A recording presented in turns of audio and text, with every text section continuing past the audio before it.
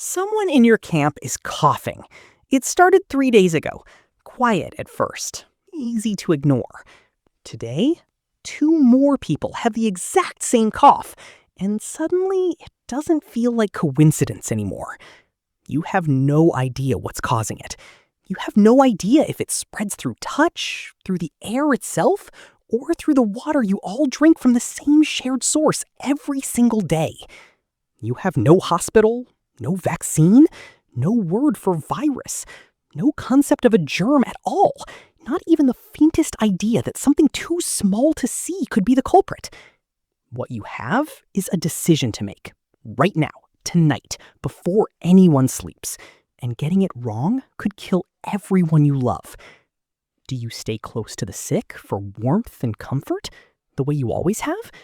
Or do you pull away and risk looking like you've abandoned them in the one moment they need you most? This wasn't a rare crisis for your ancestors. This was a recurring nightmare, playing out again and again for hundreds of thousands of years, with absolutely none of the knowledge we now take completely for granted. So how did anyone survive long enough for you to exist at all? The answer isn't medicine. Ancient humans didn't have medicine, not the way we mean it now. The answer is something stranger, and honestly more impressive than any drug ever could be. They learned to see a threat they could never actually see. Let's be clear about what they were actually facing, because it's easy from where we sit now to underestimate just how blind they truly were. No microscopes, no germ theory, no understanding that invisible organisms existed at all, let alone that they could ride on a cough, a shared cup, or a bite from something too small to notice. For most of human history, illness looked like a curse, a punishment, bad luck, or an attack from something unseen and angry, because that was genuinely the most reasonable explanation available with the tools they had. Bioarchaeologists studying skeletons from these periods still find the evidence written directly into bone, infections that scarred the body over months before finally killing or sparing the person who carried them. Silent records left behind by struggles nobody wrote down in any other way. In 2025, researchers analyzing ancient DNA from over 1,300 prehistoric humans across Europe and Asia traced infectious disease back at least 37,000 years and found the earliest confirmed evidence of disease jumping from animals to humans dating back roughly 6,500 years, right around the point farming and animal domestication began. This wasn't an occasional danger, appearing once and fading away. It was a constant, grinding background threat that never fully went away, generation after generation after generation, reshaping who survived long enough to have children of their own. Here's the part that should genuinely surprise you. Even without knowing what a pathogen was, ancient humans figured out something that modern epidemiology would later prove correct. Sickness spreads faster when people stay close together. They couldn't explain why. They didn't need to. They only needed to notice the pattern again and again until the pattern became something closer to instinct. One person gets sick. Then the people who slept beside them get sick. Then it stops at the edge of camp, where the healthy had quietly put distance between themselves and the ill. Nobody wrote this down. Nobody needed to. It got taught the way almost everything got taught back then, by watching, by surviving, and by remembering exactly what happened the last time someone ignored the warning signs. So what did they actually do with that knowledge? The first strategy was distance, and it's more brutal than it sounds. Across cultures and across thousands of years, historical and archaeological records show sick individuals being moved to the edges of camp, into separate shelters or away from the group entirely, until they either recovered or didn't. This wasn't cruelty. It was math, cold and simple. A group of 30 people could absorb losing one member to illness. It often could not absorb losing 15.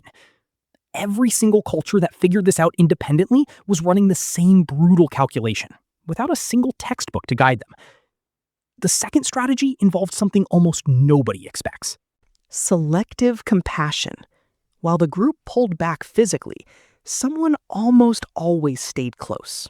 Usually one or two people, often those who had already survived a similar illness once before and seemed to carry some kind of protection from it the second time. They brought water, they kept the sick warm. They didn't understand immunity in any scientific sense, but they had clearly noticed that certain people could sit beside the sick without falling ill themselves, and they used that observation, even without the word for it, as a functioning theory. The third strategy was even stranger, and it's the one modern researchers find most fascinating. Ancient communities developed elaborate rituals specifically around disease. Purification ceremonies, specific burial practices for those who died from illness, taboos about touching certain bodies or objects. For a long time, historians dismissed this as pure superstition, disconnected from anything practical. Except when you actually examine what many of these rituals accomplished physically. Washing, burning contaminated materials, avoiding contact with bodily fluids, separating the dead quickly from the living, they line up almost perfectly with what we now know about disease transmission. The ritual gave people a reason to do the right thing when they had no concept of germs to explain why it worked. Religion and superstition, in this one specific sense, may have quietly functioned as some of the very first public health policy on Earth. Here's the thing, though. None of this protected everyone. It couldn't. Entire groups were wiped out by outbreaks that modern medicine would treat in an afternoon with pills we don't even think twice about anymore. The margin between a functioning strategy and brutal failure was razor thin, and plenty of communities landed on the wrong side of it, leaving nothing behind except the bones that bioarchaeologists now study to reconstruct exactly what went wrong. This isn't a story where every ancient human cleverly outsmarted disease. It's a story where enough of them did, often enough, generation after generation, that the knowledge itself became something that could survive, even when individual people didn't. That's really the whole point, and it's worth sitting with. Ancient humans didn't need to understand biology to practice something that functioned almost exactly like it.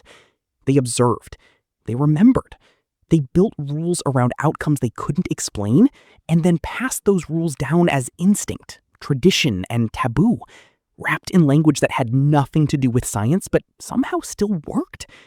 A mother telling her child not to touch a certain object wasn't reciting microbiology. She was reciting generations of buried grief, distilled down into a single simple instruction that happened to keep people alive.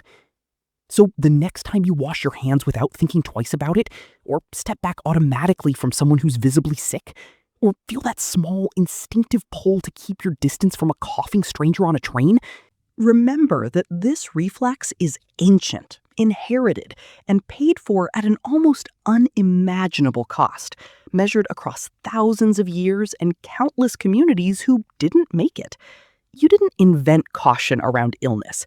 You inherited it, quietly, wordlessly, passed down through generations of people who had no idea what a virus even was, who never once saw the thing that was actually killing them, and who still kept enough of their communities alive anyway, using nothing but pattern, memory, and the willingness to trust a warning even when they couldn't fully explain why it worked.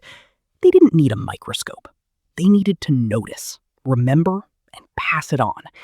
And somehow, against every single disadvantage stacked against them, that turned out to be enough to get you here, reading this, with your hands already halfway to the sink.